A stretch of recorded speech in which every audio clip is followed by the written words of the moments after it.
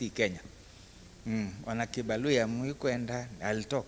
Ona Kinzalu, if you want I'll talk. So we will have to communicate. Sasa nikiongea Kizungu naona Kizungu ni mingi, sema hebu rudia hiyo kwa Kikamba ama kwa Kiswahili.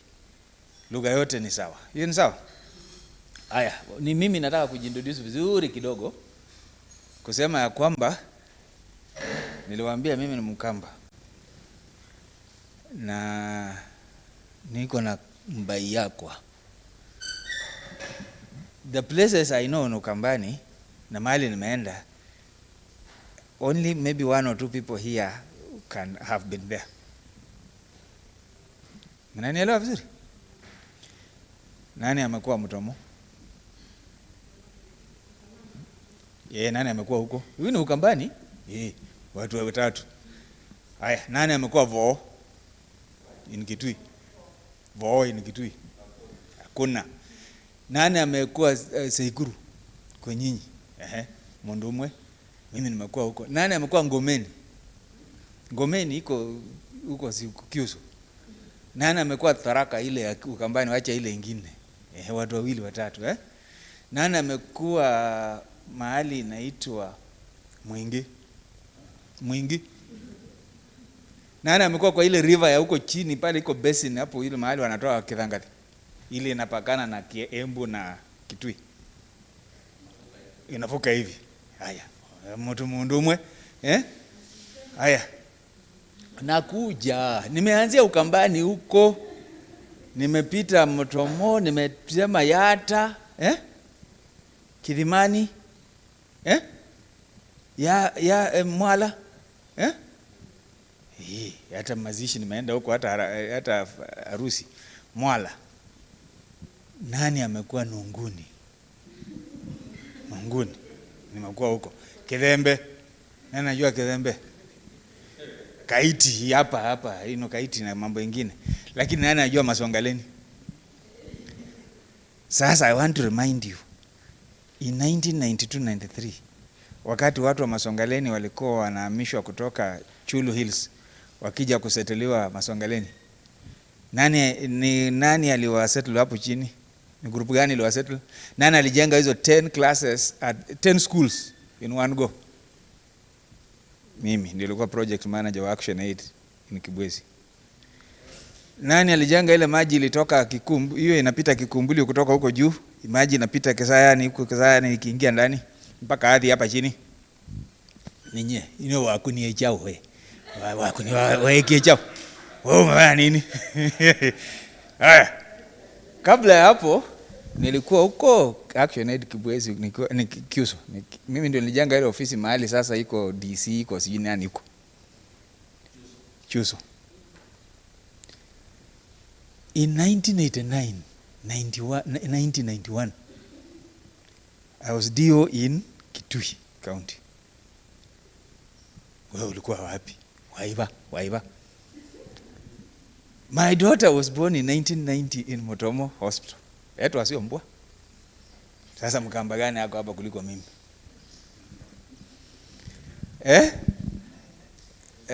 What else have I done? I started as a DO. Nilikuwa Kitui, nikaenda Mtomo, nikatoka Mtomo, nikakuja Mbooni nilikaa sijui wiki 3. Nikahamishwa kutoka Mbooni nikaenda Nunguni Kilome, nikakaa sijui mwezi 3 4 5 nikaresign kutoka kwa serikali nikaenda sasa kwa NGO. That is 92 or thereabout. Ndio nikaenda Action Aid, naoma Action Aid Kiuso, Kaku Action Aid Kibwese. Na mimi na 1995 ni ambi ya kukunawia na andometwa NCCK. Na tiana na NCCK na iko na wia na Aga Khan Foundation. Wala Fred when I was there, Fred hata sijui alikuwa wapi, lakini hiyo ni siku nyingine atakwambia. Na then I left nikafanya kazi na DFID, the British government, up to 2007. Nikaanza kufundisha na nikaanza private practice. Mwakwata nesa? Mtu been around. Kama unataka kujua, angalia. Kwa watu wanashangaa mtu anasema uongo. But anyway, that's not the point. The point is I'm introducing myself, because some of the things that I'll be talking about tunataka tuweke ndani ya context. Kwa sababu there is somewhere we are going with this project ambayo tunataka tutembee pamoja.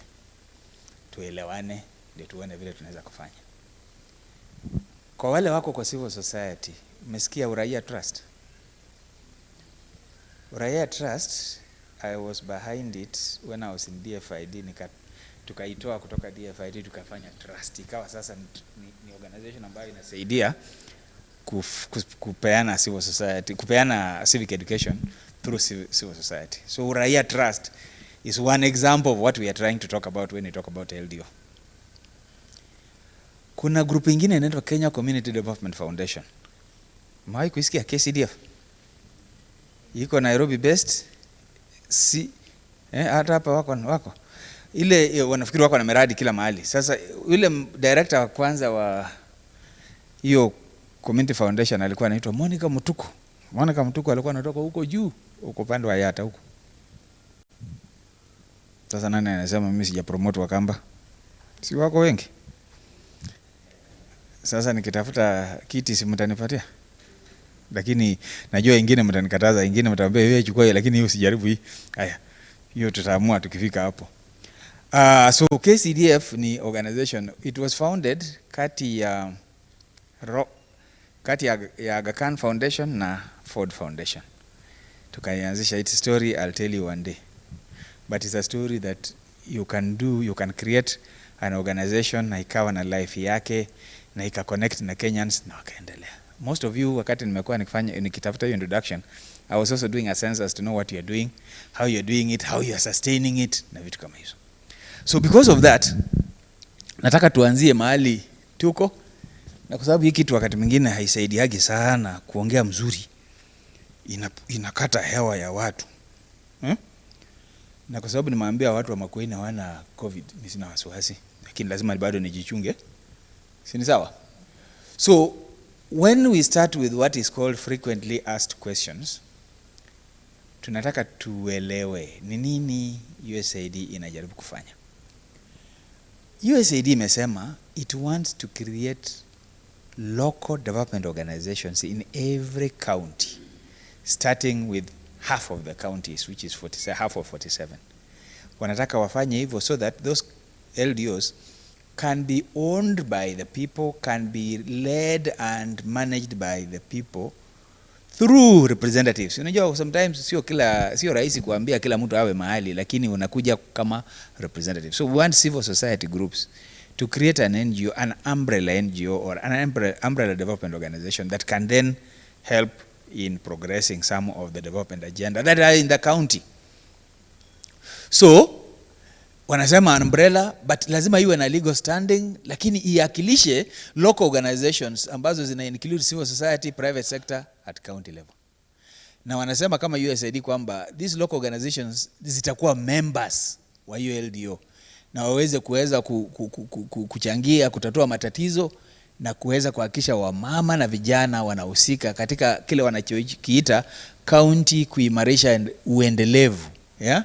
So county kuimarisha uendelevu, yani kuimarisha uendelevu, to boresha development katika counties. So basically what they are doing is a process that I'm going to emphasize a little bit more, because they had a choice to come and just start an organization or to just say now kutoka leo kuko na structure hii, but they have decided to use a collaborative, participative, consultative, community owned process. So mambo tunaongea mambo ya social mobilization, mambo tunaongea kuhusu hata ile stakeholder meetings tunafanya, hata kuja kwa retreat kama hii. We are all talking about how we can work together to generate, to birth, kuzaa kitu ambacho tunaweza kusema tunakielewa kinatoka wapi na kinaenda wapi. So that's what we are trying to do through creating this LDO. Sasa kama USAID ni nini? Because eventually lazima tuseme ukweli. USAID ndio wanasukuma hii agenda, lakini nini sasa hasa kinachofanya wanasukuma hii agenda? Wanasema wanataka kupromote networking, yani wanataka kupromote kule kwa groups kuja pamoja. And then they also want to promote collaboration among civil society organizations working in a wide array of thematic areas. So hatutaki tu magroups za watu wa maji ama watu wa afya, tunataka a whole set of people kuja pamoja, whether you are in people's government or you are women's group or you are PW, whatever it is. Tunataka kuhakikisha kwamba watu wote wanaweza kuja kwa pamoja waweze kuchangia kupatikana kwa kikundi kama hichi. Kwa hivyo wakishasema hivyo, kitu ambacho wanasema, ambacho nataka kurudia hapo ni kwamba USAID's implementing partners may also issue sub-awards to the LDO to solve county development issues. LDOs can also be outsourced by county governments for their technical expertise in certain service delivery.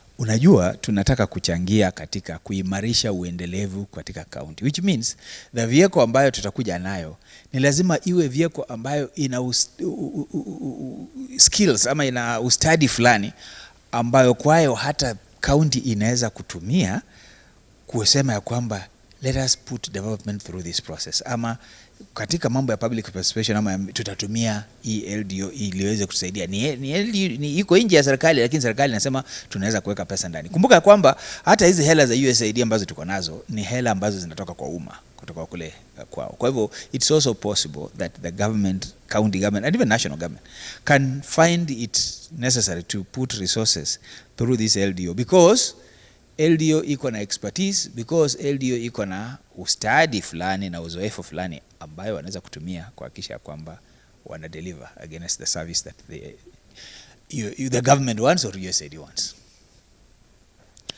Kwa hivyo mambo ambayo tunataka kuona hapa is swali, what is your vision for getting different CSOs working in different development sectors working together under one LDO? Ni kwa nini USAID wanasukuma hili jambo? Wanasema kwamba wanaruwaza, vision ni ruwaza ya kufanya hivyo ili kuendeleza networking and collaboration.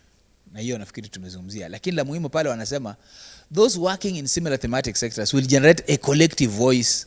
Wanaweza kuweka sauti ambayo inaweza kuwasaidia in bargaining to compel county governments to improve, especially in the areas of accountability and transparency. In other words, ikiwa vikundi ambavyo vinafanya kazi chini ya mambo ya kuhusu afya, ama mambo ya kuhusu kilimo, ama mambo ya kuhusu heshima kwa wamama, ama heshima kwa vijana, ama mambo kama hayo, basi ina maana kwamba wakija pamoja kwa sauti wanaweza kusikika, they can be heard. So networking is critical, collaboration is critical, so that we can increase the voice of those people in that area. How will we ensure LDOs are sustainable outside USAID support? So wacha tuguzie hilo swali. USAID wanasema kwamba watapeana capacity support to LDOs, kwa hii LDO ambayo itaumba. Wakisema LDOs ina maana ya kwamba sio Makueni peke yake. As a matter of fact, wacha niwaambie, tumekuwa na hii process Nakuru, nimekuwa nikihusika pamoja na Fred.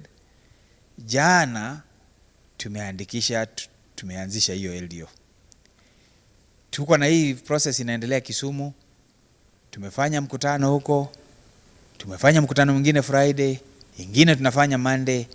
Tuko katika barabara ya kuzindua LDO hiyo, na tunakaa na watu kama nyinyi tu. Hiyo iko tayari kwa njia. Nimewapatia mpaka April tuwe tumefanya hivyo. Sasa nyinyi watu wa Makueni, nikitoka hapa lazima tukubaliane tumepata njia ya kuhakikisha kwamba tunaelekea mahali wengine wanaelekea. Unless mnataka kubaki nyuma, na mtaka kubaki nyuma, tutaongezea blanketi tukienda. Tutawaacha tu hivyo, tutaongeza blanketi muendelee kukoma. Idho muhikwenda. Tukumuongelelea mlingeti. Mwakwata? Kama mtaki, hatutawaacha namna, tunaongeza blanketi, tutasema komei nesa. Alafu tuende, tuambie watu wale tumewaacha wakiamuka watapata dunia ilishasonga. Haya, kwa hivyo uchaguo ni lenu Kwa hivyo kile tunasema ni mambo ya kuhakikisha kwamba katika baada ya kuzindua, USAID will help in resource mobilization. Kwanza watahakikisha kwamba mnaweza kupokea pesa kutoka kwao na pia kutoka kwa watu wengine. So we will be available, Fred, na mimi na wengine tutakuwepo kuja kuambia haya, tumesikia kuna project mahali fulani, applications zinafanywa namna hii, tumeni application hivi, tunawapigia msasa, mnapata, alafu mnaenda mbele. How do we maintain integrity of LDOs from external politics, cartels, corruption, and ensure the plan is kept? Haya, wanasema LDOs should develop a mechanism or mechanisms which may include policies or guidelines that will safeguard them from interference by politicians and the elite. They will be required to put in place safeguards against corruption. Mnajua katika nchi yetu, one of the biggest problem tuko nayo ni ufisadi. But unajua ufisadi is a symptom. Symptom ya ufisadi ni kwamba, ama asili ya ufisadi ni uchoyo, ni kutokuwa na maslahi ya wengine katika roho yako. Ni dhambi, Bishop. Ni dhambi.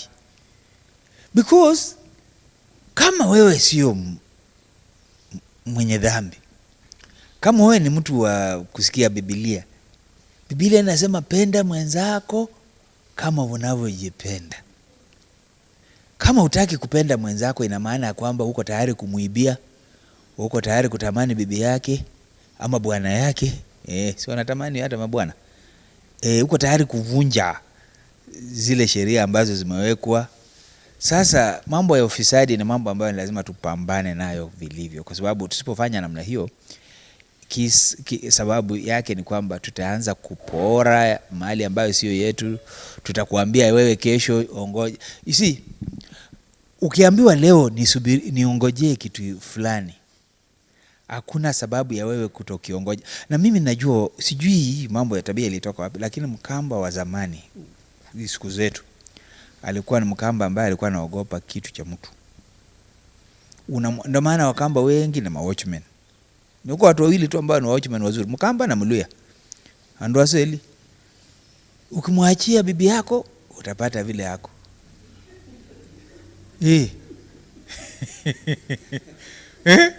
Ukimwachia bwana yako, utapata vile yako. Ukimwachia boma, utapata vile yako. Huyo ndo alikuwa Mkamba wa zamani siku zangu. Sasa siku hizi sijui Wakamba wengine walitokea wapi. Maumia ba? Sijui walitokea wapi. So hii kitu ya kutokuwa na imani ama kutokuwa na uaminifu ili tuweze kupatia kitu kukiongoja ni jambo ambalo sio la Kikamba. Sijui na mtaniambia hiyo tabia ilitoka wapi. So basically what we are saying is that once we start this LDO, we will be struggling to make sure we put in place systems and mechanisms that will help reduce instances of corruption. I'm careful to say reduce because ninaelewa binadamu ni mtu mgumu sana. Tangu siku za Adamu na Hawa waliambiwa na Mungu, chagueni, hii msiguze. Ile walikuwa nakatazwa ndio walikuwa wanafuata. Yoshua akawabeba kutoka Misri, wameumia. Kwanza Musa, wakasumbua Musa mpaka Musa akaangusha the tablets chini. Alafu Mungu akamwambia, wewe kwa vile umeangusha hiyo sasa utaona huko Kanani. Akawaachia Yoshua. Yoshua akaenda nao mpaka akafika mahali akawaambia, chagueni leo ni nani mtakayemtumikia. Ndio akasema, mimi na nyumba yangu tutamtumikia Bwana. Mimi nawaambia Wakamba, chagueni leo. Mnataka kuanzisha NGO na ufisadi ama mnataka kuanzisha NGO ambayo itakuwa ni ya kipekee? Kumbukeni ya kwamba nyinyi katika Kenya hii, Makueni County imekuwa katika mstari wa mbele kuonyesha uwazi katika utendaji kazi na uwajibikaji katika utendaji kazi. So mkianzisha hii LDO mwanze kuleta tabia nyingine, hiyo sio tabia ya Makueni County. Mwakata nesa. So hii kitu ya corruption itabidi tuweze kupambana nacho. Na kile kingine tunataka kusema ni, hebu songesha juu hiyo queue. Songesha juu. What are the potential conflict of interest issues that organizations forming LDOs need to be aware of? Aya, songesha tu juu tena. Nataka nitumie nafasi kidogo tu ya kusema hapo. Katika kazi hii kuna mengi tu sana ambayo tunajaribu kuyaangalia na kujaribu kuyazungumzia, so that we are able to warn ourselves in advance and try and handle these things in a fairly careful way. Conflict of interest ina maana ya kwamba unajua kwamba uko na interest fulani, lakini unataka kukaa mahali mambo fulani yanazungumzwa, badala ya kusema kwamba mimi yule brilliant berira ambaye anakuja anakuaga inaitwaga nini, anakuaga side dish yangu. Kwa hivyo akiwa side dish yangu mimi siwezi kukaa kwa interview na yeye anakuja, so I need to own up, si ndio? Unajua side dish, mimi side dish ni chao. Okay, mama ananiangalia anasema sasa side dish ni nini? Hiyo nimeacha, usiende huko. Lakini kama unajua fulani ni mtu ambaye labda ni wa ukoo yako, labda ni mtoto wa ndugu yako, ukienda mahali iko interview huwezi kukaa hapo na uhakishe na usimamie hiyo interview alafu useme ya kwamba umekuwa na interview ambayo ni awazi. Si lazima useme mimi hapa fulani namjua, nyinyi muone, mkimpenda mchukue, msipompenda mwache. So hiyo ndio mambo ya conflict of interest ambayo tunazungumzia. Kwa hivyo tunasema wakati tunaendelea na hii process, the organizations that would form the LDO should explore in depth how the LDO would implement USAID funded activities in the event funding is provided. And of course, if the LDO intends to execute and manage subcontracts or subawards, pia waweze kusema ni nini wanaweza kufanya. Lakini la muhimu ni kwamba iwapo, and I'm just asking you this one because we've done this before elsewhere. By now unajua kwamba hii LDO ambayo tunaform itakuwa ndio LDO ambayo itakuwa labda kama kuna kitu yote USAID inataka kufanya hapa itakuwa inatumia. So if USAID is going to use it and there is funding that is going to come through it, if you sit in the board of trustees, for example, or in the governance, or if you are the CEO of this, how can your organization also be funded? Are you hearing my question? How will it be funded if it will not be a conflict? Because saa hizi nimekuja Makueni, nimewaambia ukweli wangu kwamba mimi ni Mkamba, alafu mnikubali ama mkatae kunikubali, but at least nimewaambia ukweli. Wewe unajua ya kwamba unataka kupata benefits kutoka kwa hiyo organization, si useme tu mapema alafu tukwambie kama ni hivyo weka kando uongoje applications zikija uapply alafu upate pesa kama mtu mwingine. Lakini ukiingia ndani ujue kwamba utakuwa unazuia hata organization zako kupata, because sasa we are a part of the decision making. How do you become the decision maker and also an interested party? Ni ndio conflict of interest tunasema. Na unajua hii mambo ya conflict of interest a lot of times tunapambana nazo kwa Afrika. But I'm warning you in advance, nakwambia kama hii LDO itakuwa inapeana pesa and for sure it will be bringing resources. If you know your organization will need to benefit from it, why don't you wait for that opportunity ambayo unaweza kuapply? Why do you want to sit inside the board kama hutaki kujikatia hii nyama kwa jikoni kabla wengine wajapata? Unajua mama mnaipenda kupika jikoni na mnakulia huko kabla mjatuletea, mnasema mnaonja. Hatutaki hiyo maneno ati unataka ukae kwa hii jikoni pesa ikija uguze kidogo alafu tuikwenda tutadai maundu ambayo iko peupe alafu tusonge mbele. Kwa hivyo hii kitu ya conflict of interest itakuwa ni kitu ambayo lazima tuzungumzie, eventually tupige msasa na tuhakikisha kwamba enda juu atupatikani katika hali kama hii, yeah. But these are issues tutaendelea kuongea. Tuseme ya kwamba tumeongea sasa hii imeisha. Binadamu iko sababu ambayo unaenda kanisa every Sunday, ile mahubiri ya last Sunday huisha wakati mwingine ukaitakana kufanyia replenishment.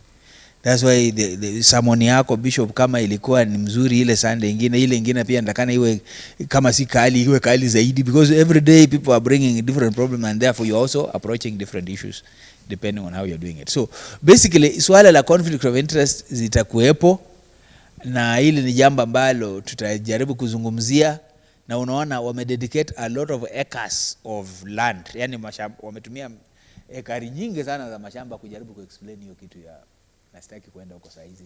Tutarudi mahali ambapo tutafikia kuongea hii maneno, especially when certain processes begin. What results are expected from the co-creation launch workshop? Unajua baada ya hapa leo na baada ya mambo mengine ambayo tutakuwa tunazungumzia, tunataka sasa kuanza kwenda mahali ambapo tunaelewa tunataka kuanzisha hii organization.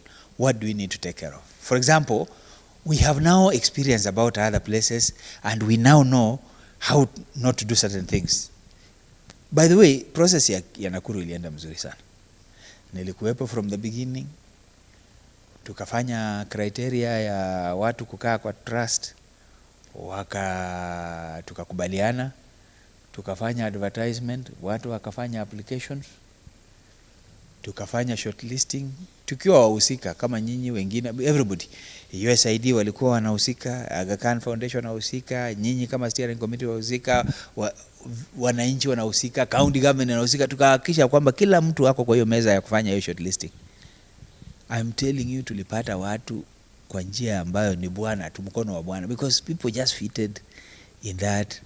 Watu walikuja wanaonyesha sura ya Nakuru. Nakuru is multi-ethnic. Kulikuwa na Mkale, kulikuwa na Mluya, kulikuwa na Mkisi, kulikuwa na Wakikuyu, na Mkikuyu. Tulikuwa na watu wengi, lakini tulihakikisha watu ambao walichaguliwa walikuwa ni sura ya Nakuru. So what I'm saying is that, na pia walikuwa na expertise tofauti. Kulikuwa na wamama ndani, kulikuwa na wababa ndani. There was everything that you could look for. Out of 7, we had 2 women and 5 men. Not bad. So and there was youth, there was a person with disability. Tulikuwa sawa. So what I'm saying, if we could do it in Nakuru, we will do it even better in Makueni. But we have to set that criteria very clearly so that we see how that turns out. Bado tunapendana? Bado mnanipenda? Yeah, basi, okay. Unajua mnaweza kuanza, Bishop, naweza kutaka maombi after this. Because unajua naweza kanyaga watu vidole. So katika mambo ya vile Fred was talking, I think he was explaining where we come from, the process.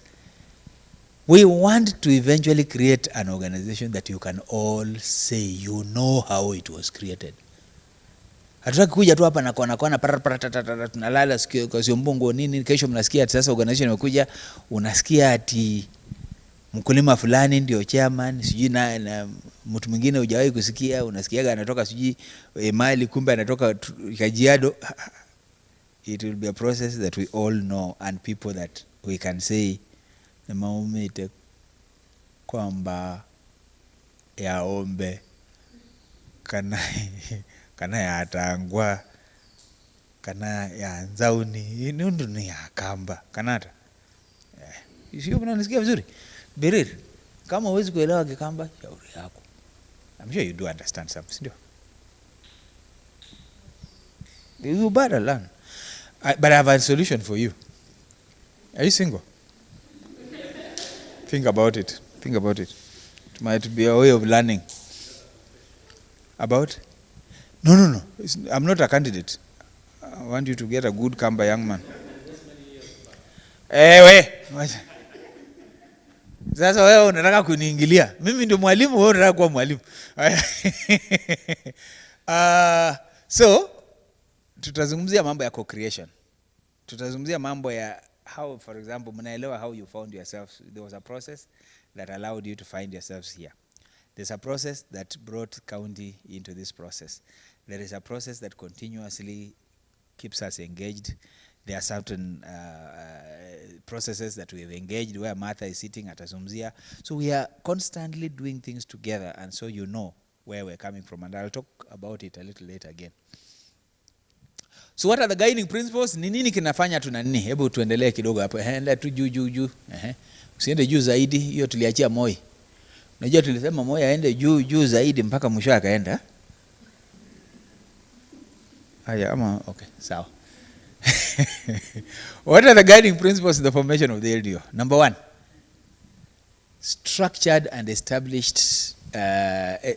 We want an LDO that is structured and one that is established in a manner that does not reflect any conflicts. Tunataka kitu ambacho kita represent a wider community. Tunataka unity of purpose. Tunataka kuhakikisha kwamba in this process communication yetu ni mzuri, tunahakisha kila mtu ako na sisi. Tukisema kwamba tuko na mkutano, kila mtu anajua tunasema iko wapi. Hatusemi tuko na mkutano na hatusemi tarehe na hatusemi siku ama saa, alafu tunasikia watu walikutana kiasi mbungu usiku na wakafanya uamuzi na asubuhi wakaenda. It's open in the day. Of course we are looking for transformational partnerships, yani kati ya USAID na nyinyi tuweze kujisaidia tuende. Numwisi mkamba asiaye mbui ya mana ndisiso wachao mundu na kunengete kindu nduambi yako sisi ya ati kiendele chao babe na USAID ma tunengete kamwanya kako asiaye tukune uya wako kwaka LDO na hangi mambi yako kukuli ati kwichao mende tata kila kivo tuina guidelines sio ba tukwate guidelines tusisienesa kula kwe na makosa turekebishe na kula kungi twende mbe kanata tukaambie bako ati lakini ati menda tata tuaseo hawaja kutoka sijui nini kuja wamekuja kutuambia wazi tunataka kufanya namna hii. Si tushirikiane na wao hapo alafu tuanze kwenda mbele. So tuache kuangalia eti labda tupatie tu pesa tuache tuende. Let's work together. Let's walk together so that we are able to facilitate this process. Mambo ya creativity and innovation ni kitu ambacho tutakuwa tunazungumzia, lakini mambo ya heshima, mutual respect and recognition of each individual's contribution. Tukiwa hapa kila mtu wazo lako la maana. So we have to respect each other, but also remember that eventually we are working for the people of Makueni. So at the end of the day, ule mama wa Makueni ambaye yako kule Kakuyuni, kanelo Kakuyuni kanawa? Kakuyuni, Kakuyuni. Huyo ama ule yako huko Mtituandei ama ule yako huko Ngwata ama ule yako huko Masongaleni, wote tuhakikishe wako na sauti. Kikumbulu ama huko Chulu tulitoa watu, lakini huko Kikumbulu siko watu, ama mahali iko mbuzi nyeupe Mbuinzao wao tuhakikishe watu wote wako nini ndani. Haya, tuendelee. Of course mambo ya results na mambo ya sustainability tuzungumzie, but collaboration, learning and adapting to processes ni kitu ambacho tutani. What is expected from the LDO co-creation process? Tunatarajia kwamba tutatengeneza hii LDO kupitia kwa ushirikiano wenu na local groups na serikali na wafadhili, partners internal and external, for improved county governance and service delivery. For improved county governance and service delivery. Unajua at the end of this process I hope tutakuwa tumeanza kupanua mawazo yetu kwa kusema ya kwamba kama hii LDO inatakana isaidie kuimprove services katika county, isaidie kuhakikisha county ina deliver, na isaidie pia kuhakikisha kwamba mambo ya governance katika county na mambo ya huduma katika county inafanyika. Then it matters whether katika kutengeneza hii LDO county can be the driver. Can they be a driver when kanaanza kuwa kwa driver seat? Ama LDOs, can you be on the driver seat? So basically what we are saying is that we need to create a mechanism that is outside government to make sure that it can hold government to account. Inaweza kuchallenge government, inaweza kuhusisha serikali, inaweza kuquestion it and do checks and balances. That's the LDO we are talking about. Of course tutaangalia mambo ambayo yamekuwa yakifanywa na watu wengine, hasa ambayo inaweza kufanywa na hii LDO, na tuhakikisha kwamba kuna ushirikiano na kuna mambo ya kuweza kuelewana. Mambo mengine ni mambo ambayo tutazungumzia.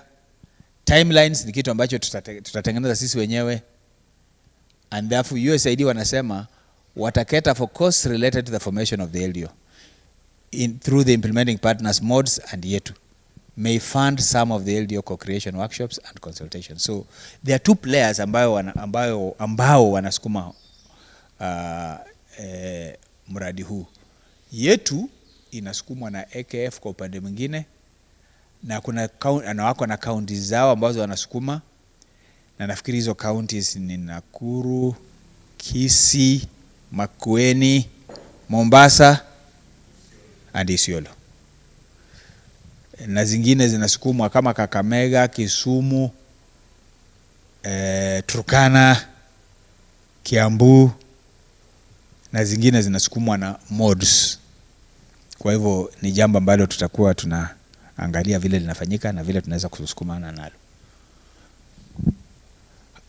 Of course kuna swali ambapo tunaulizwa, what kind of structures have worked in the past, what do they look like, does it include the NGOs, and organizations forming the LDO will decide on what organization structure would work best for the LDO based on both, among other issues, the operating context. Yani yale mambo ambayo lazima tufanye katika Makueni yatakuwa yanachukulia maslahi ya Makueni in place. In other words, if you wanted to look for representation in the LDO, in Makueni, what are the considerations? In Nakuru, we told you it was diversity, it was to make sure that tunakuwa na sura ya kila mtu ambaye yako Nakuru. In Makueni, what will be that? It may not be exactly that, because Makueni watu wote karibu wote ni Wakamba, si ndio? So Wakamba, the language is not the issue, the people are the same. So what are the other considerations ambazo tutakuja nayo? Ya wamama, ya vijana na nini, hiyo ni lazima. But what other issue? Tukitaka kutengeneza tukitaka watu ambao watakuwa kwa board, tuende tutafute watu wote peke yao, ama tutafute watu how will we do it? Tunatafuta regions ama tunatafuta expertise? So all those things we have to think about. Watu wa diaspora, watu wa wapi, what do we want to do? Na tutafanya namna gani ndio tuhakikishe kwamba tunapata sura ya watu wa Makueni. So that is going to be very important for us. Kuhusisha watu wengine, vijana, kina mama na watu ambao wanaishi na challenges ama changamoto tofauti. Nafikiri nataka niachie hiyo hapo, na do we have to integrate every single CSO? Okay, hiyo Nakuru County, don't worry, it is about Makueni County. Alafu tuende mbele. Award, application na mambo kama haya. Nafikiri hapo sitaki kukanyaga sana. Tuende. Nione mwisho iko wapi? Ngoja kidogo. Rudi chini kidogo.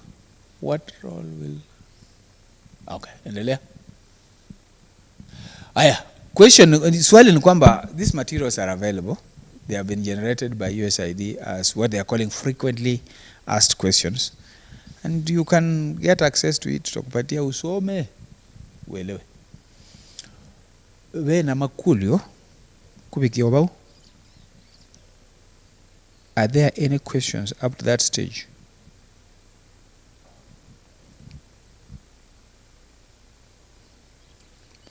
Mundo ambia sala. We na ikulio. Kana a comment. You can comment. You can ask.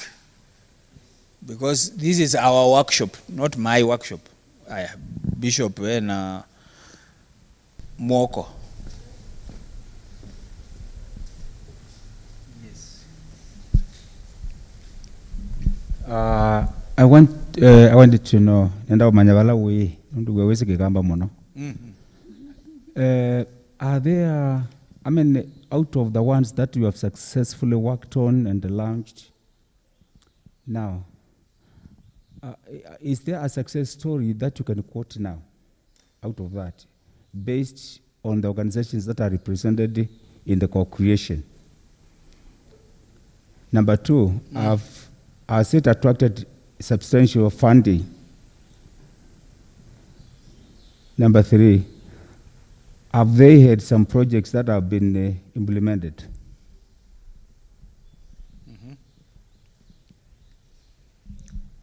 Okay. Yes. Mundo ambia sala.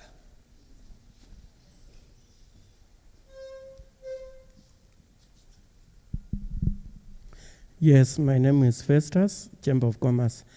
I want to know whether we will have a legal guidance too, just like articles of association or constitution. Whether you'll have, the first question is whether you'll have a legal what? Guidance too, just like articles of association or bylaws.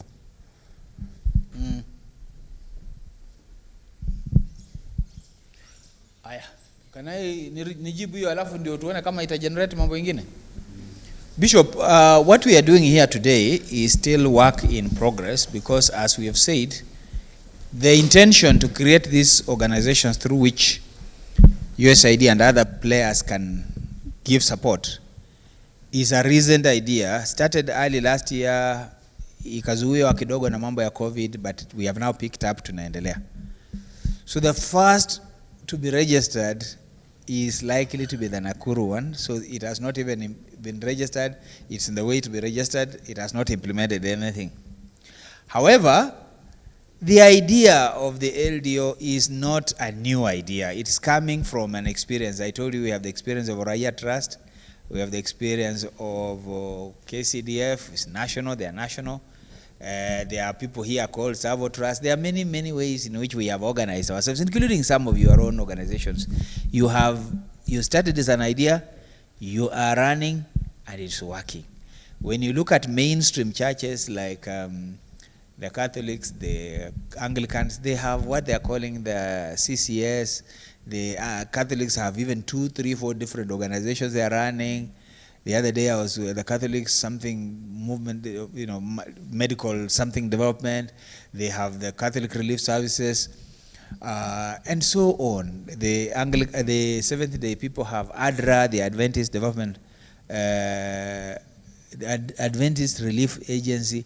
So what we are doing here is that we are what USAID is helping us to do is to form an organization that is county specific, doing things in the county in a way that they can mobilize resources from national, from county government, hold county government to account and so on. So this is a mechanism that whose idea is taking off. We don't have so far experience as to where it has worked and what they have done, but we know from other experiences that the idea is likely to gain traction. It's likely to have its own momentum. The issue of legal status and the issue of bylaws, this is something that we are going to discuss during this workshop. I'm sure you've discussed about it before, but one of the things I'm here to do is to help us to get past that discussion and move towards now realizing the legal status of this LDO, whatever you call it. The naming of this, it's by yourselves. You'll name it. You'll tell us what you want to call it. So you'll tell us. How it's structured, you will tell us. Who will be its first directors, you will tell us. Yeah, that's why you're here. Canada. Mutatuambia. Gutavia. You will tell us. So we have a process that we are going to use together to get us where we want to go. Tuko sawa hapo? I want to see ladies talking. And akusisia Yetu.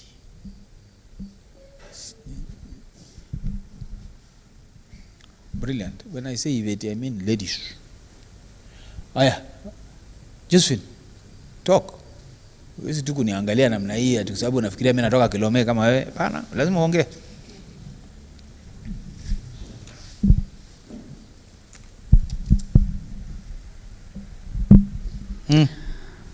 I think we are moving towards the right direction, and the discussion is going on well.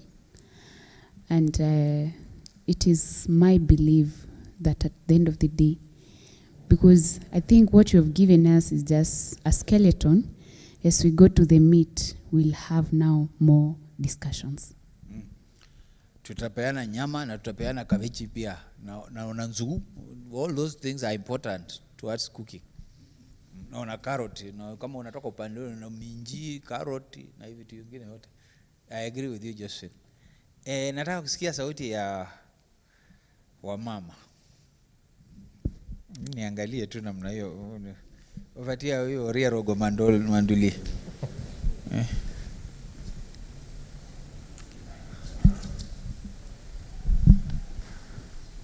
Thank you. Yangu nilikuwa nikiuliza, I have heard you have come from far, 2019. I don't know how many stages should we go so that we can reach where we are going.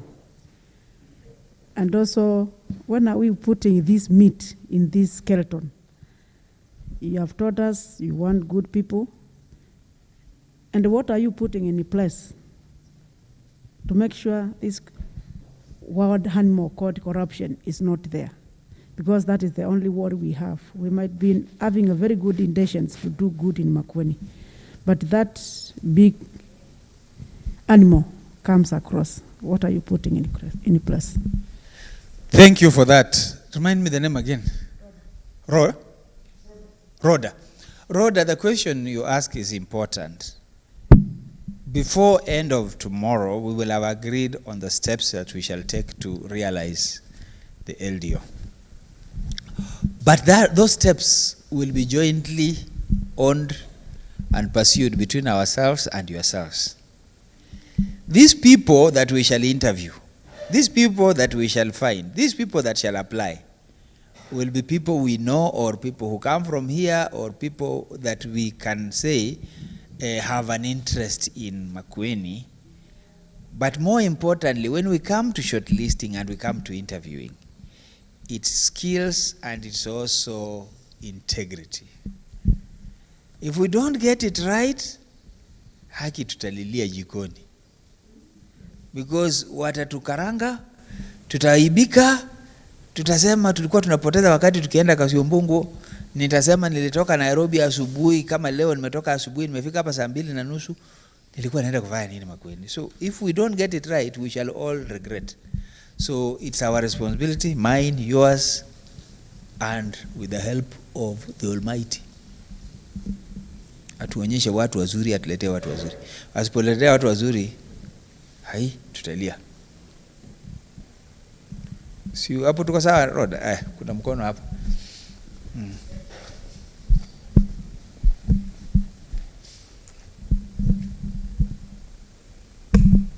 Thank you. I heard it from Fred, I think. Yeah, I think I'm right, Fred.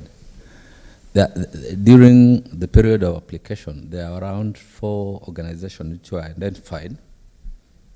Then right now we know that there are 4, if I'm not wrong. Then we are forming LDO. What would be the role of the 4 organizations versus the LDO? Will they not have conflicts in any way? How will we work? Because those are 4 and these are an LDO, which is bigger. To my side, we are talking about Makueni when we are talking about LDO. But when we are talking about Mapaka, when we are talking about whatever, the 4, those are unit groups. What is the purpose and how will it work? Very good, very good. I don't think I want to answer the full question, but between today and tomorrow, that answer should be found. What we've done is to say, and I'll be talking about the co-creation process a little bit. All of us are involved in creating the LDO. The question is, what will be our relationship with the LDO once it's created?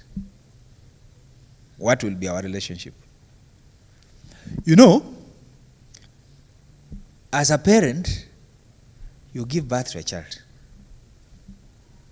As the child grows, you work with the child. When the child is grown, the child gets an ID. When they get an ID, you are no longer responsible for that child. The law and the Kenya government now can deal with your child like a Kenyan. At that time, when your child gets married or marries, if the boy or girl, if they get married, they start their own home. Wakifunga mlango, you don't have to know what they did and what they did not do. But sometimes, what they did appears 9 months later. Alafu hata kila mtu anashanga yaya. But you don't know. You were not there and you do not even have to be there. So you stay where you belong. You are a parent. Kaa mahali unaishi, nyumba yako huko. Wale wengine wakae kwa yao. Kile wanafanya kizuri kitaonekana. Ungojea mtoto. na hiyo mtoto hata hataki, he doesn't need your help, watapambana huko ndani, watapata formula na watapata mtoto. It will not matter how they did it. What will be important is the result, sindio? So that is the kind of relation that now we are sitting here creating. This thing will come and take a life of its own. Once we put in a board of governors or board of trustees, they will now start running the organization. They'll also recruit their own staff. They'll start having their own life. They'll make applications out there. And even the BOT, the board of trustees that will first to arrive, once they recruit the staff, will also have to stay waiting to be given reports and waiting to be done. So because the work is being done by the people who have been recruited to do the work. Are you getting me? Unaninyeta vizuri? To that level, yeah. Because what we are saying is this is sometimes the challenge we have.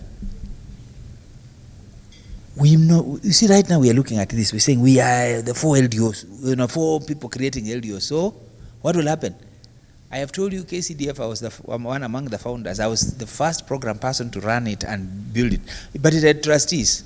It had an executive director. After 5 years, I left the organization. I went. After 5 years, after I left, they called me to go and help to do now an evaluation of that as an outsider, because I had not been there for 5 years. As an outsider, and I did an evaluation for them, gave them a report, and they were happy. They progressed. I was there as a founder. I left. I was there as an evaluator. I did, and I left. Now, if you ask me about it, I don't know what they do. What I know is that they are out there doing some good work. So even us sitting here, we are creating, we are giving birth.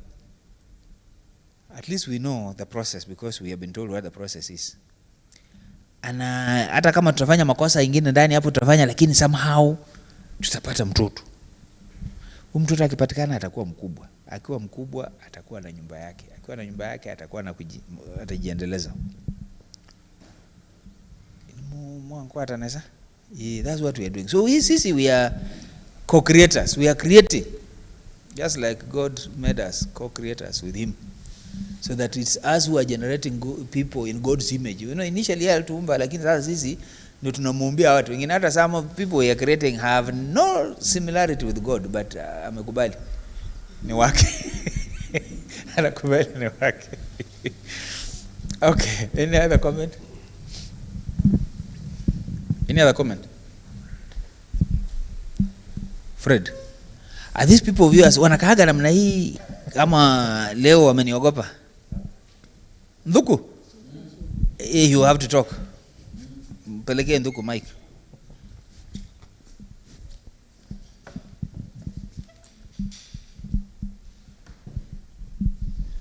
I join them to say we are progressing well, and that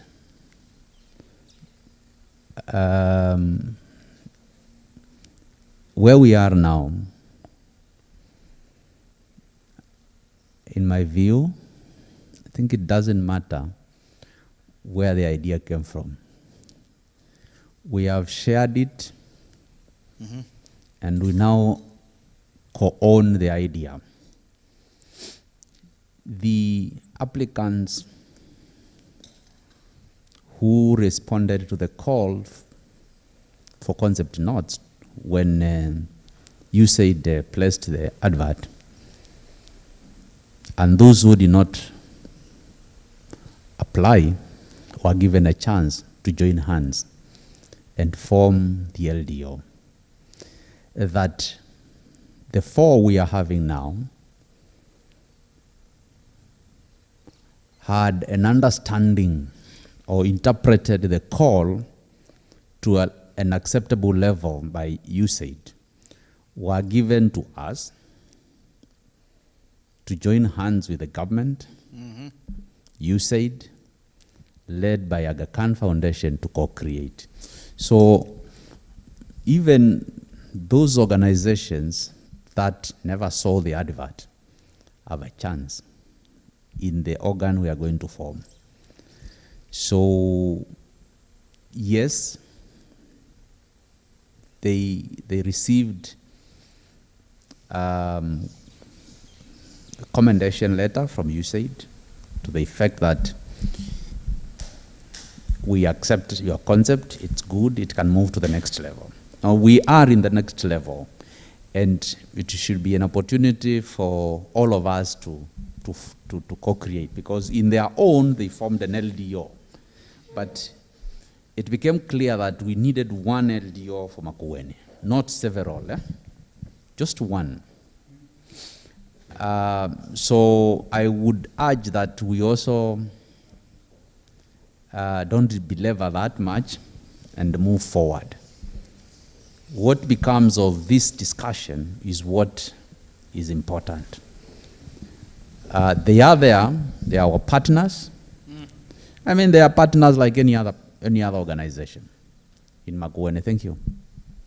Thank you, Bwana Nduku. I agree with what you have said, but I also agree with what they have said. Worrying is part of our life. We worry about sasa what will be of this. You and sawa. If we don't worry, we will die. So we need to worry, but we also need to be reassured, the way Nduku is reassuring us. But one thing that I'm very clear in my mind, that all of us in this room are potential recipients of support from the LDO. Potential, depending on what your idea is and depending on how your idea is well structured. So we are potential. And for that very reason, when I start talking about what co-creation is about, is that we are being involved in determining the kind of vehicle and the kind of grantor the fellow who will be giving us grants will look like. And that's not very strange. Remember that even the Constitution of Kenya says the people are supreme. Then it delegates some of that supremacy to the executive, the judiciary, and the legislature. Then it tells the people, you will be regularly and periodically be replacing the executive and the legislature by way of voting.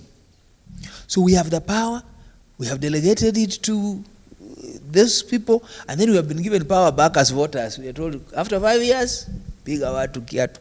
After 5 years, rudisha mtu ndani kama amefanya kazi mzuri. So if you look at it that way, that's what we are trying to do. We will create an organization, then it will have a life, then it will start asking us questions at, oh, where is your application? Where is your logical framework? Where is your budget? Then we will submit to it, then it will give us grants, then it will tell us, tulikupatia pesa hii, hebu tupatie report. That's what happens. We create a government, then the government starts telling us, wewe, huwezi kutembea usiku wewe, mbona unatembea baba yako nani, mama yako nani? Haya, hujui sisi ndio wadosi? Sema, lakini sisi ndio serikali. So, are you getting where I'm coming from? We are creating something that will have its own life and that we shall relate to in sometimes different ways. Yeah, that's the animal. Yeah.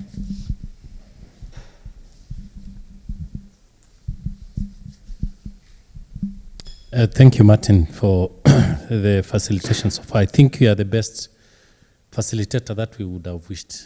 The fact that you know Kambani very well, I think is a very big plus. When we started this process last year, we learned that USAID wanted to have a different model from transactional way of doing development to transformational. And I was also glad to hear about you have many years in development work before you went to private practice and civil society and politics. And I wanted to ask whether this could be probably beyond Kenya, whether USAID as an agency, as a government, a US government agency, has this been tried elsewhere, where USAID has or supports a lot of development work, either any other country in Africa or in Asia, which have the same challenges that we have in Kenya, where they have moved from a transactional model to transformational, and probably just learning how they did it, I think would be very helpful as we contextualize here in Makueni. And my other question probably is other donors like USAID, DFID, JICA, GTZ, from the many years that you have worked in development, would you say that their model has been more transformative than what USAID has been doing in the past? Thank you. You know, and I hear you, and that's a very good question. The truth is, yes. When I talked about Uraia Trust was not just DFID, it was a group of donors. USAID is a part of it. USAID has been around doing all sorts of different things, including the project which it finished the other day called Ahadi. I don't know whether Ahadi was working here. But it always generates ideas with others. The idea of transformational is something that is now here as a donor thing. Rather than come, just tell people what to do, help people to discover themselves. It's very consistent with the issue of sustainability and the SDGs and so on. Now let's empower people. Let's make people shareholders rather than just recipients of aid. So when we come here and we say, civil society organizations, create your own mechanism, use that mechanism to fund yourselves and to also to hold government to account. That's a transformational thing that we're doing. Is that the first one? No. It's been here, we've done it before. When I talked about KCDF, the Ford Foundation and others received support. Aga Khan received support from USAID, received support from Canada, received support from DFID to do that work. So basically what you're saying is that this is being pioneered by USAID, but potentially, once these are in place, USAID will encourage other development partners to come and join. It will be showcasing, saying, look, we have this vehicle in Makueni. Have you seen it? Can you work with them? It will be their pride. It will be their thing to show off about. So, yeah, it's been done. It's continues to be done. And so we are on a track where, at least for once, a donor is telling us, look, give me a way in which I can work with you. Otherwise, in past, donors have just come and said, wewe chukua hii, wewe sikupati, you know. So, but eventually it will be our organization that will be saying, yeah, we think people of Kilome can be given support. We think people of Savo Trust can support it. So it will be something that will be local and something that will be making decisions within the local context. So you are not fighting. I mean, it's like, if you look at it, and I think this is going to be politics, but please understand where I'm coming from. When BBI says that we want to expand monies that can be allocated to a county from 15 to 30, it's a way of assuring a county that at least this amount of resources will come. If what USAID is saying is that, look, once you have your own organization for Makueni, we will give specific resources for Makueni. You decide what you do with that resource. You can see the relationship between that and what they're doing.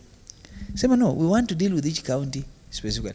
Otherwise, when they create a national call for proposals, watu wa Kiambu wanapeleka huko 2,000 proposals.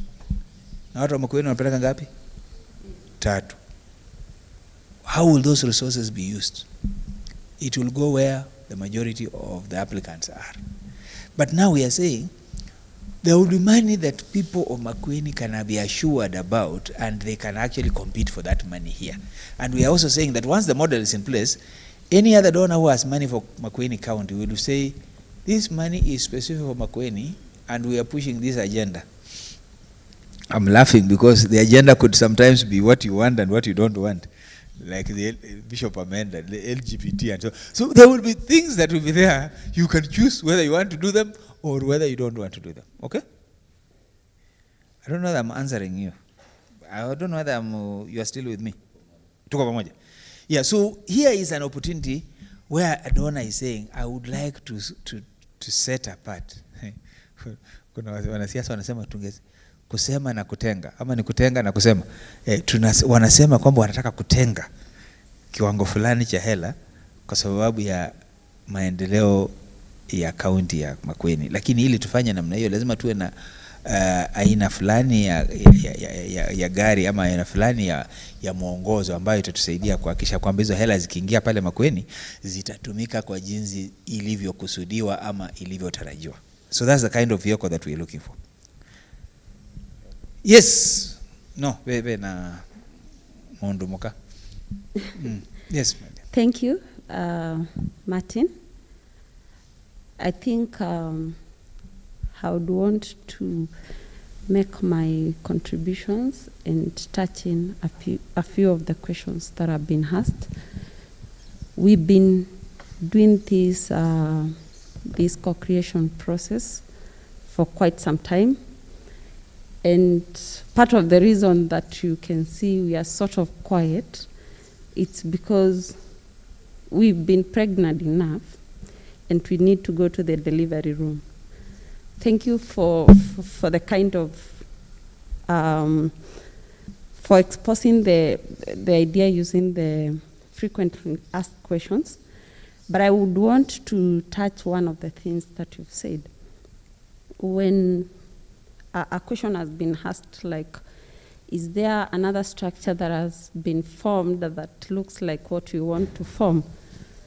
There are some examples of things that are similar to what we want to form, but specifically having gone out and interacted with the people of Makueni, there is what we've got from the people.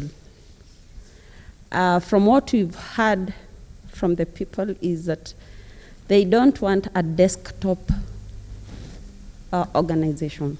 They want something that is right from the ground. And from the time when we started this process, it's been very clear to us that the people of Makueni want something that is operational, not those desktop strategies. We have an example that we've been working with as a county. We've been given a few learnings that have been taken from India. I'm sure Director Mbuku can give a very detailed example of how India governs their development issues. And that is one thing that we're keen to emulate because it has borne fruits from their side. And for us, it's something that we really want to emulate. So as much as there are similar structures that have been put, there's a way we want to tweak the Makueni one so that it's not a desk. Kukaa kwa ofisi, kuchora strategies, well presented, well formatted, but they never touch the ground. So as we progress on, please, we are keen to note that, and we want to bend it with a very sticky note.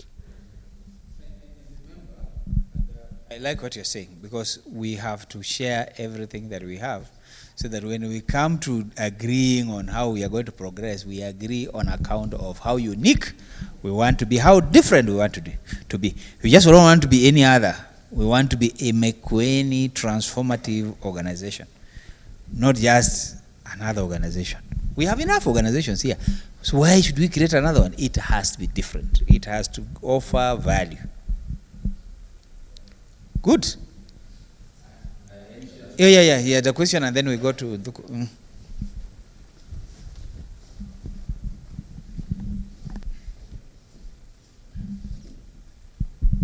Thank you, Martin. Martin, you seem to know a lot of Kikamba. Kuna msemo wa Kamba wanasema, ukienda kwa soko, upate mbuzi na iko na watoto wawili. Ukinunua, hao watoto ni wako. Usasema ulinunua mtoto na mbuzi, ulinunua mbuzi. And I'm sure Nduku has affirmed the same. He said the four are part of the LDO. Wataimba wimbo ule LDO itaimba. Si vile wao walikuwa wanaimba because they were not born. They were born before the formation of the LDO. Watu wake ni wako, umemaliza sasa. They will behave like the wale nitaza. Wale madam amesema we are almost to give birth, but we must give birth to our own. Si mtoto wa kando. Ndio sababu we are here. That one I'm clear. Hiyo swali. There is a point you said, the main role of this LDO is to make sure that the government is giving effective service delivery to the people. one of them. Yeah. Then the other aspect is we are doing co-creation, whereby when you come to a co-creation, you are thinking together, you are solving problem together, you don't blame anyone, because you are part and parcel of what you want to solve in that area. Then the first one was you check the government to deliver. What is the co-creation? How do they relate? What will be the LDO doing? It will be checking the government, which means there are resources coming elsewhere. We want Makueni people to benefit, or the LDO will be getting something and checking itself. You know, I want you guys to live in Kenya because these questions are real. When Parliament asks for CDF and they implement CDF, people ask them the question, so who will be holding you to account when you are implementing CDF? What does Parliament answer itself? Is MCS want a ward fund? Parliament wants ward fund. When you elect a member of Parliament, he's your member, you are asking him to go out there or her to go out there and represent you. In the past, we have said that that member should not be part of government. He should be outside government so that he can question government. We have experimented with it for 10 years. Tumekataa. BBI is saying, ministers should come from Parliament. In other words, we have not matured enough to have this experiment work. We want to go back to what we are used to, which is ministers come from Parliament. What I'm saying, and I said it earlier, that we are into a symbiotic relationship. You create something, this thing takes another life, the thing comes to question you. It is also part of life. Your child, who is a grown-up today, when they were growing up, they were listening to you. They were looking up to you. When they have grown up, these days when you talk to them, you're talking at this level. When you get older, they'll be the one who will be telling you, mzee, sasa hapo usiende. You know how roles change? That's how life is. We are in this process called life. Sometimes I'm on top, sometimes I am down. But we are all still having a different life. Today we are sitting here, there were 4, others arrived. Now the 4 cannot see that the arrival of others, or I'm not saying cannot see, but may not see that others who have arrived have as much right to talk as we who sat here. Eventually, that LDO will arrive. And all of you will be saying, aya, hawa tu kwani, wajui sisi tulikuwa hapa? And you will all be following after it. And then they will have some stuff. And then the staff will start going and say, hey, you people. So what we are dealing with is very real. This is what life is about. All I want us to do is to be open-minded and see that this is what life is about. My father died at 97. He died in 2017. By the way, I'm an orphan. I don't have a father. I don't have a mother. So you should sympathize with me. So please. Yeah. So sympathize. I didn't mean to, yeah. No, I'm the ukweli. I'm an orphan. So, by the time my father was dying, he would not do anything without talking to me. And I'm not the firstborn. Alikuwa na 4 wives, official wives. Na alikuwa na watoto wengine from other mothers of ours, because ula utwate inyako nimetata unua no. So we had other. So what happened is this: I had a relationship with him that was, now he was looking up to me at 97. It's me who said, if I say he goes to Australia, he goes to Australia. If I say he come to Nairobi, he comes. Of course, at some point we tulianza kwa sana, but me sikuji Nairobi. So I had to find solutions for him in the rural village. The point I'm making is, we are in a life process. In life processes, keep watching for when dynamics and when relationships change, because they will change. They will change. As a matter of fact, after my arrival and after tomorrow, I will have overturned a few things because I'll be asking us to move to the next level. I'll be pushing for the baby to come out. It was nice, the baby going inside, but kutoka ni kazi. Have you ever been to a labor ward? But yeah, so I'll be pushing and it'll be painful. I'm told. But those who give birth, it's painful. So any process that births is a painful process. So imagine I'm in that process ya kusukuma nyinyi, ambaye toeni mtoto na tukitoa, we will all be happy again, they cry and we're all happy. So this is the life that I'm talking about. Processes have their pain, have their ups, have their downs. We are in it. Yes, Bishop. No. I think Nduku first before Bishop. Yes. Yeah. Yes. And I'm also in the queue. Irene. Where is Irene? When did you come on? Okay. Yeah. Yes. And that is the mud I talked about in the morning. Yes. That pain, we have to go through these 2 days. But to you, Martin, and the other colleague, Makueni stories, as you've heard, and as shall be told. We went that long, first of all, to learn ourselves. And now we are yearning, as Ngina says, to move to the delivery ward. Your experiences and our experiences in and outside Makueni, notwithstanding, I think it would be good to get a unique, a product which is unique. And when I'm saying so, I should be understood, not a copyright of Nakuru, not a copyright of Kisumu, and not an easier way out because of the time. Because I believe the organization will have a life and it will subject itself to reviews. Yeah? Even the 2010 Constitution, we had to give and take for it to be passed, and agree that time will come for amendments. Because let's also not be naive that there's so many views that have been expressed, but we must get out with something tomorrow.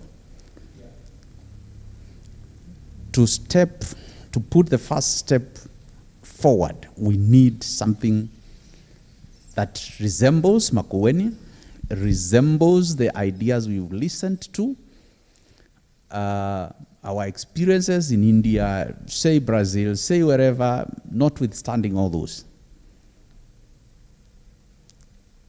A unique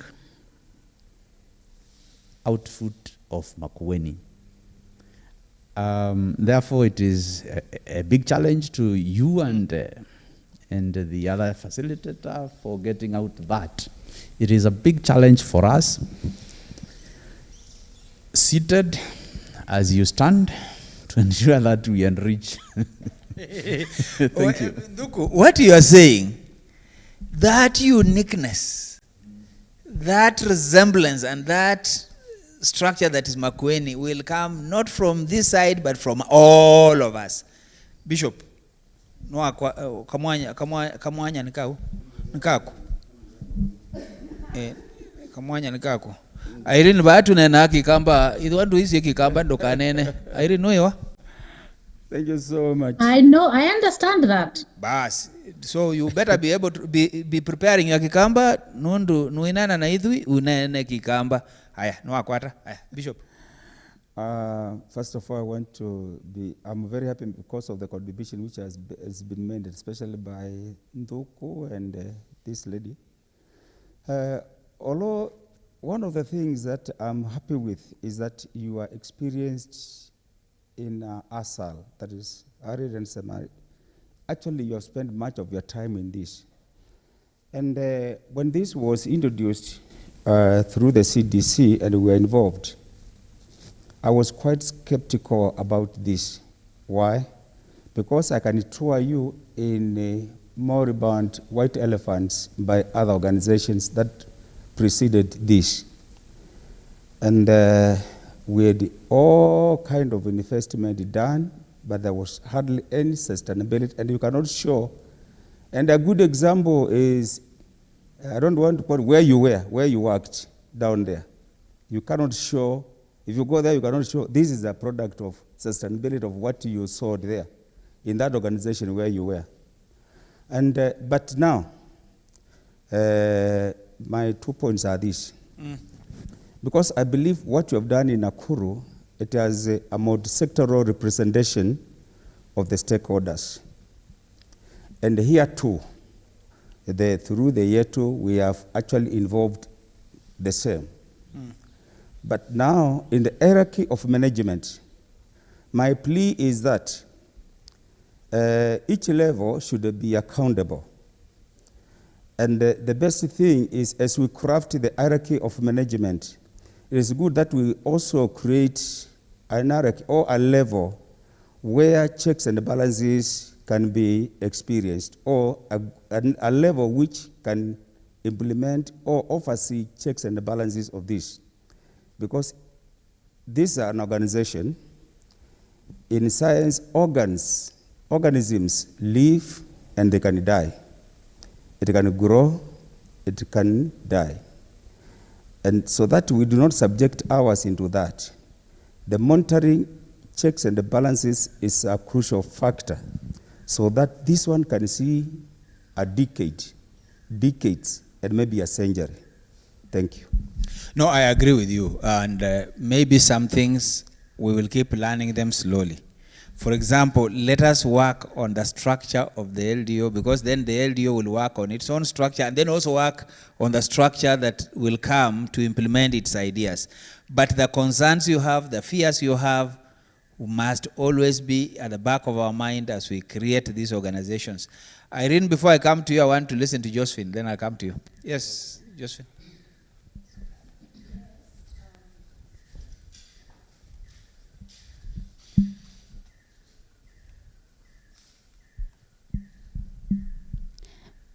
I just want to respond to something Mapaka has raised, that we are here with the government in co-creation. Then one of the rule of the LDO is to oversight. One thing I think we should ensure with the LDO is independency, that it will be independent on itself. And because the LDO is geared about transformational development, that it's not about, it's about bringing transformation. And the people knows this is the kind of transformation because it is community driven, community led, and the community have their community development action plan. They will be able to question the government because this is the kind of transformation we want. For example, when we are doing the social mobilization, we are asking the community, what is the long-term vision? What kind of Makueni do you want to have in 30 years to come? So if the LDO is independent, very, very, very much independent, it will be able to go to the government and tell the government, you know what, this is the kind of transformation we want. And I think whatever you're doing is not bringing or adding up to this kind of transformation.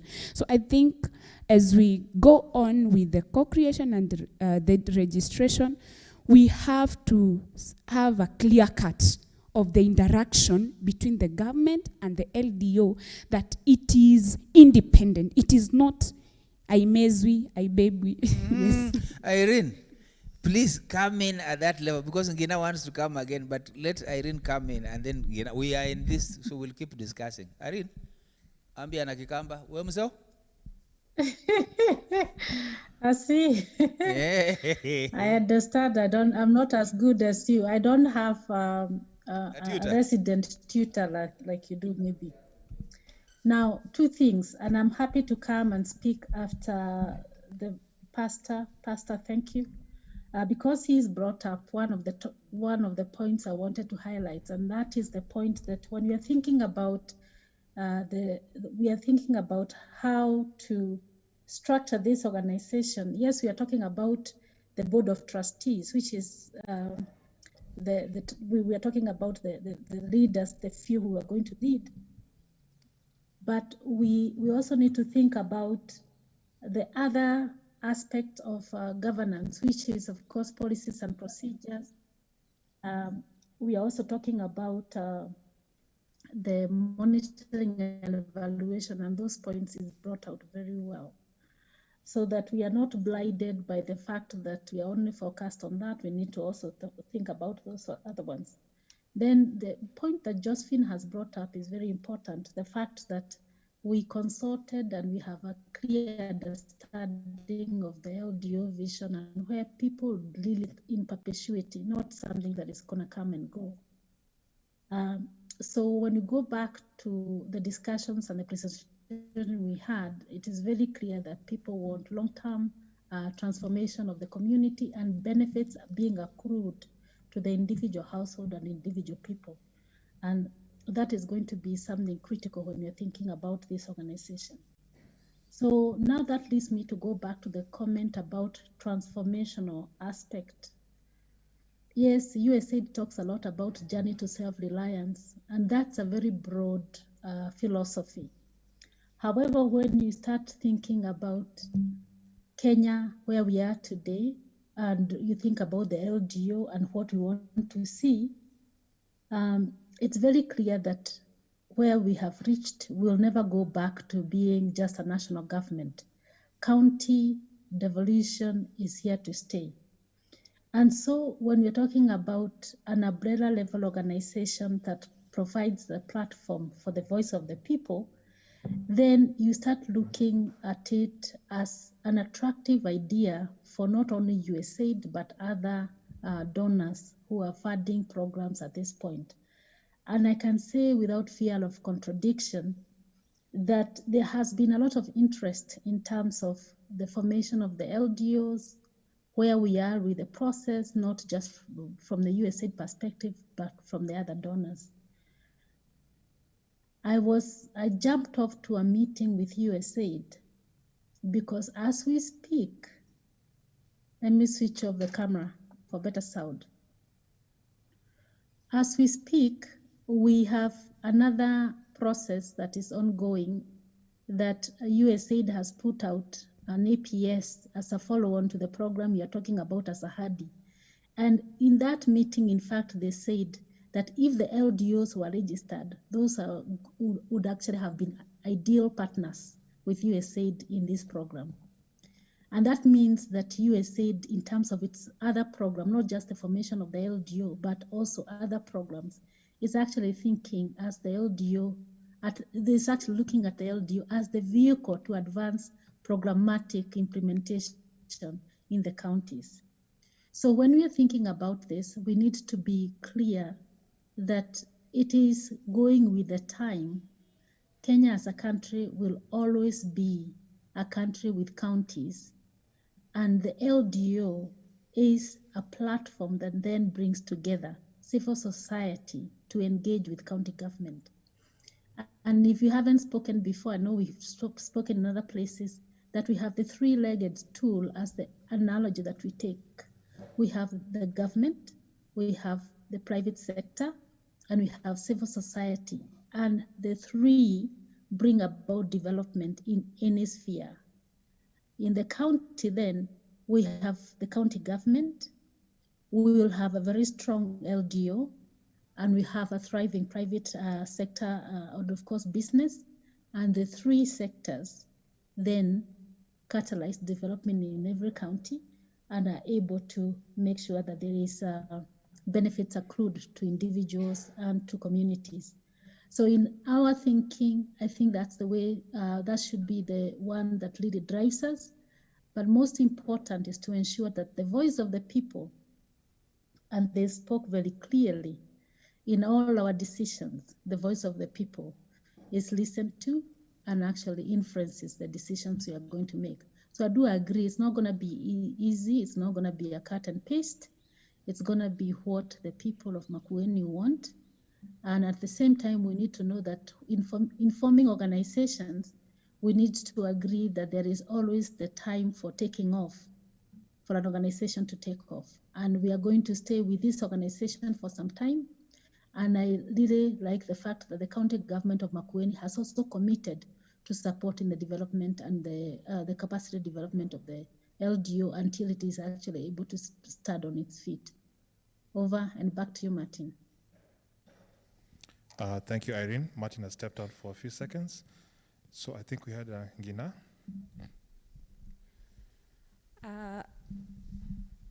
Thank you very much. I think there is one thing that has been of a big concern and a worry, and I think today I've got the answers, and I've thought maybe it's important I share. I'm sure it will be shared tomorrow. And from what I've read through the notes, there's something Olo did not give much attention, but when it comes to the independence, the issue where the LDO will be so independent from the government, because even as we went on the ground, one of the fear was interference from the government. There's politicians, there's people who have power. One of the things that I've seen from the conflict of interest, I was very keen to read through.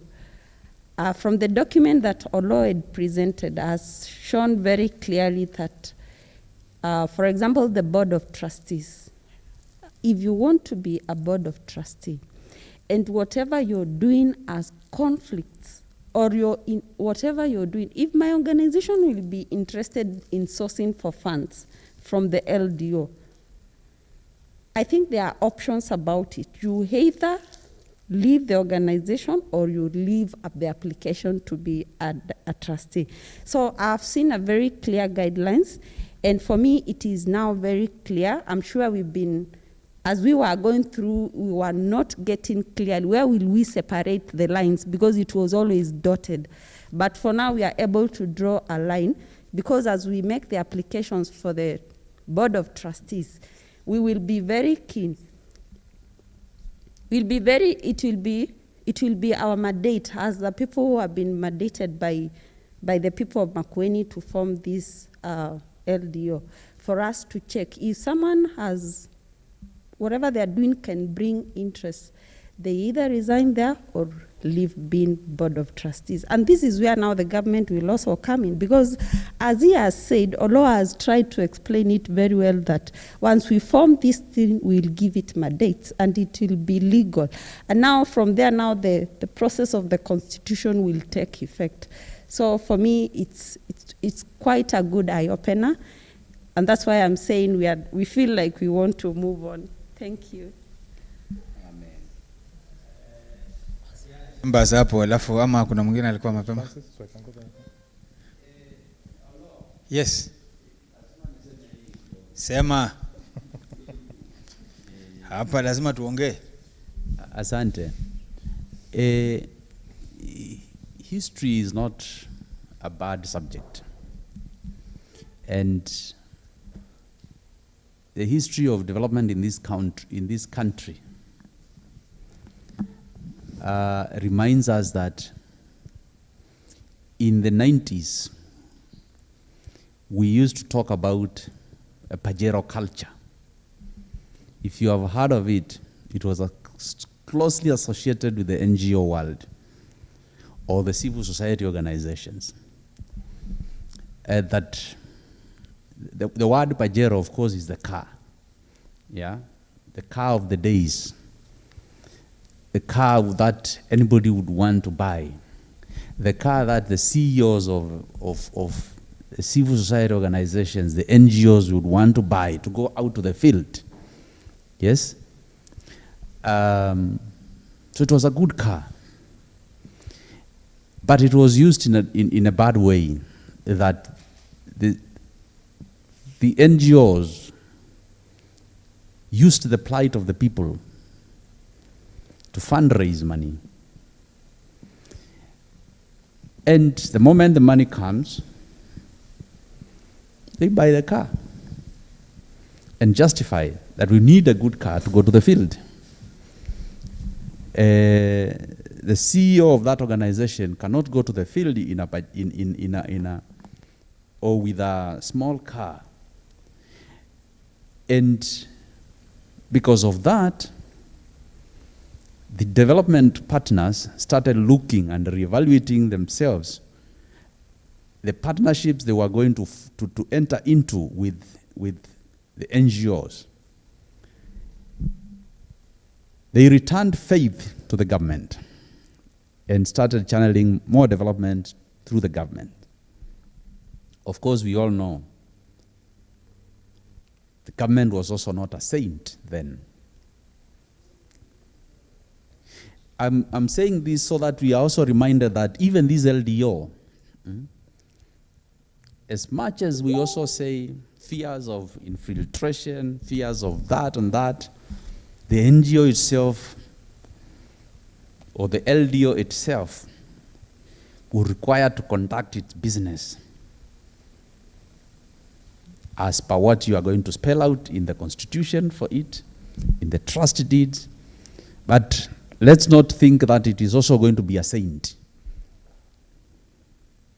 We hope it will be a good vehicle for development with good structures, laws governing it, so that it can become a vehicle for development. Asanda.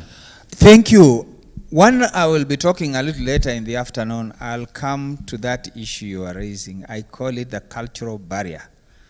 I call it using the rear mirror to look at the future. And there are times when we are bogged down by looking at the rear mirror when we are driving forward. So I'll talk about it, but I've heard you. I am an optimist. I am in a process of creating or being part of creating an organization in Makueni that will be unique, we've said it, that will make contribution, that will be participatory. So we are actually together, co-creating. If it becomes a Pajero NGO, you will be as much to blame as I will be, because that's not what we are creating. Yes. Okay, thank you. For those who have known KCB as a bank, you know there is a vision or mission where they say making the difference. So mine is to urge this LDO to make a difference in Makueni, because formerly we have been having NGOs coming to the ground, but what they live is a lot of poverty. And this comes in this way. This is implementation stage of our LDO should be different from what we have seen from the other NGOs or organizations. You find that this NGO, when they come, the issue of projects, for example, they only do more on ad projects which have no value, or they cannot have economic value to our members. They are not viable. And also when we come to soft projects, they do it well, but unfortunately, they do it outside the count. So our local investment do not gain, and only the big hotels and beaches gain, and at the end, people come back to suffer their povertiness. So I'm pleading with our leaders or the committee which will come in place to consider doing soft projects in our account, and more so to the locals. If we are doing chicken, just like the World Bank, let me allow the World Bank, they do their projects to the ground. They do soft project at the grassroots. If it is sensitization, it is done at the village level. I allowed also the county government. They do their projects at the ward level, at the village level sensitization. Unlike the other organizations whereby they carry their people, take them to Mombasa, they teach more about the chicken, they come back, even they don't know what a chicken looks like. That is where we fail, and we have failed.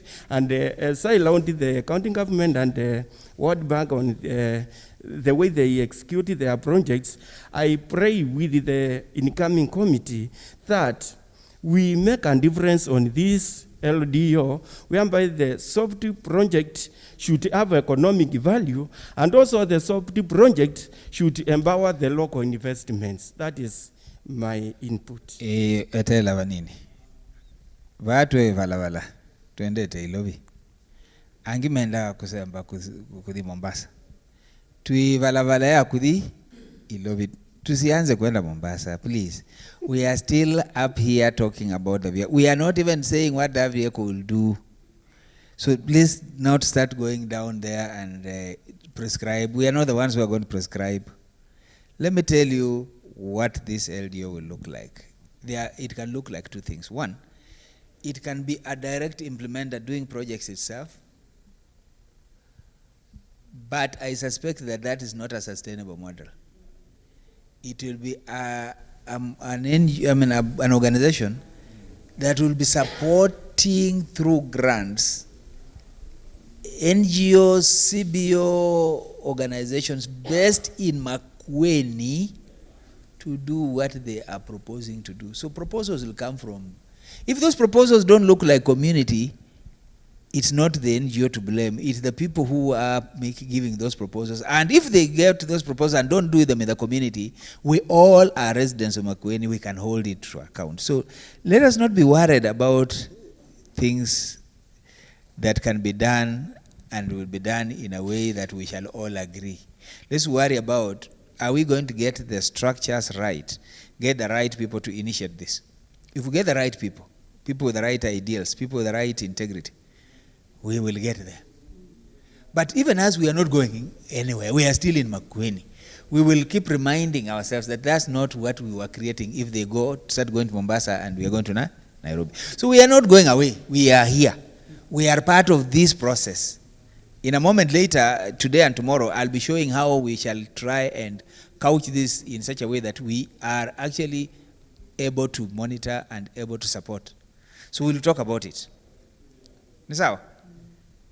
Now, Bishop, the project of water that I left in Kikumbulu is still there. You can't say that Aiko. The schools that are built in Masongaleni are still there. You can't say they were who took them. Okay. So patia huyu aongea alafu tuende wewe anaanza kuchokoza. So mimi naenda kula lunch na Bishop alafu we'll deal with each other. Yes, thank you. Yes. Mine is just a remark to round what Ngena has said. I think with the members who are here, it has been made clear from the presenters we had since we started these forums, and it has come out clear even today. Those fears are, I think, they are over, even though it will take some few hours today and tomorrow ndio tuhakikishie umesema. One thing nimejua na tunajua, tumekuwa tukiambiwa and we have resolved is we are here from different organizations.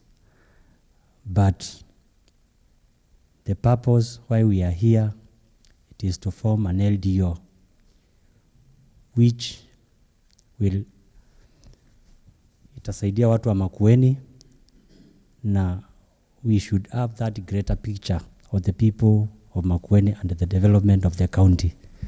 So sasa tunaelewa kama kuna mafaka, kama kuna mdima, kama kuna people's government, kama kuna CSOs, kama kuna the clergy, the faith-based organizations, we are here to draw those structures, and we are the one responsible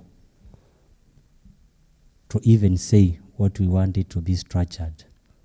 So tukiwa hapa, hatuko mafaka, hatuko mdima, hatuko those people's government, na hata hatuko kama serikali ya county. We are here like as LDO ambassadors and a committee, technical committee for that.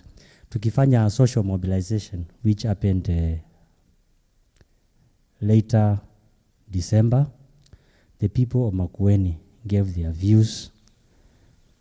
Hata walitoa hizo fears zao wakasema. But we put the message clear that it will be community-led, community-owned, and community-managed. And I think now it has come clear that all of us who are here, we are speaking in one voice. There is no Mafaka, there is no Mudima. We are here for the purpose of Makueni development. Thank you. Yeah, I was wondering, did we share that mobilization report? Not yet. But you are going to talk about it, eh? It was shared yesterday. But I suspect, Martha, from where we are sitting, we need to also make sure that everybody had that voice. Because I think the people of Makueni know what they want and what they don't want. Let me tell you for free. We are not going to replace the county government. County government is a constitutional mandated organ. It will continue to work the way it works up to the village. What we are seeking to create is not a rival of that government. No. It's not going to start doing the work that the government is supposed to do. No. It is the civil society organization. What does it do? I'll talk about it in the afternoon. So let us not even be seen to be saying already what we are talking about the county is doing. After all, even that, we can say the government is already doing it in Kenya. So why are we still talking about NGOs? Why do we still require resources to come in through what I call the third sector? It's because these are realities of life. And I'll be talking about the state, the private sector, and the third sector. Those things coexist. Wanasema Waswahili, usitukane mkunga wakati uzazi ungalipo. Baba, umenielewa? Nafikiria mimi ni Mkamba tu bana, Mswahili pia. Usitukane wakunga wakati uzazi ungalipo. Aya, yue, nendai. I want to think that you deserve lunch. Yeah. And you know, the way I know Akamba is, our metabolism is very high. So hata ukikula namna gani hauwezi kuwa mkubwa kama huyu jamaa. So you eat. If you are given food, wewe bomoa. Because Mungu amekupatia mwili na ability ya kushaga hiyo chakula. So usiogope. Haya, tuambie what we need to do, Fred. Thank you, Martin. I think a round of applause. I think he's really made you work for your lunch. That was a very good session, very good questions coming out, a lot of clarity in the process. And I think this is helpful, especially coming to the sessions we're going to discuss, because I'm glad we had those discussions here. A lot of these things have helped us. Maybe what I didn't mention in the morning is that people have joined this process at different phases. So as much as it seems that we are going back to the information that some of you had last year, it's good for everyone to be on the same page because they joined at different stages. So for those who joined in the social mobilization, this is especially for your benefit. And for those who had participated from the beginning, it's good now to remind us where we've come from and where we are going. So thank you very much, Martin, and thank you to all of you for that brilliant contribution. I'll just make one comment. I think from the discussions, it reminded me of a report that was shared by one of our colleagues, and I think I'll try and remember the organization and even share with you. It was regards the funding or aid globally, the funds that have been raised globally.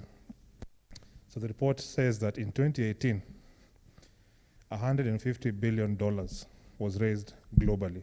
So all these organizations, the USAID, all those donors and development partners that you hear of, globally they raised $150 billion. And you all know what the funding is for, is to benefit the various communities. Can any of us estimate how much in percentage reach the community? We have 5. Another one? 1. Another one? 3. You're not very optimistic, eh? So 3, 5, 1. You're actually right. It was 1%. 1% of that $150 billion got to the community. And it goes back to what Francis has mentioned. It goes back to what I believe Dr. Zebedi was mentioning. These funds you'll find are broken down at many levels. So at the global level, global organizations get their piece. Regional organizations get their piece. National organizations get their piece. Then it comes to the county. So what the LDO is trying to avoid, or what it's trying to remedy, in the case of Makueni, rather than have myself and Martha come here, or AKF, there's a body that is known to be a representation of the community that can receive funds directly and begin supporting the community directly. So if it's in terms of capacity building, the LDO has the capacity to do that. If it's in terms of resource mobilization, the LDO can do that. If it's coordination of civil society, the LDO can do that. Agenda setting, the LDO can do that. Rather than have what we've been doing, and I think what we have been trying to bring out and raise the fear of the Pajero mentality, where NGOs that just come in for a few days and then disappear. You have a fully established local development organization that is sustainable. I just thought I'd share that with you. So as mentioned, I think we've all worked hard for our lunch, and I believe it's ready. The time, according to my watch, is 1:05. Do you all have the same time? 1:05? 1:06? Can you round off to 1 and say that we can have lunch for 55 minutes and come back here at 2? I believe for those who've been here, the lunch is served. Will it be down at the restaurant? It's just across, a few minutes away. So take that time again to just absorb what has been discussed here, enjoy the lunch to your full extent, as Martin has mentioned, and let's rejoin or come back at 2. Thank you. I believe we had already been prayed for the lunch. Did it cover everything? Okay, the prayer covered everything. So we are good. Okay, thank you.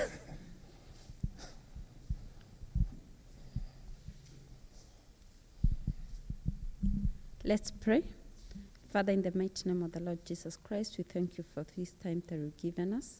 Thank you, God, for the good sessions that we've had since morning. And Lord, right now we want to break to go and take our lunch. Father, we pray that as we take it, it shall be blessed of you. God, as we come back, we pray that you're going to be with us. In Jesus' name we pray.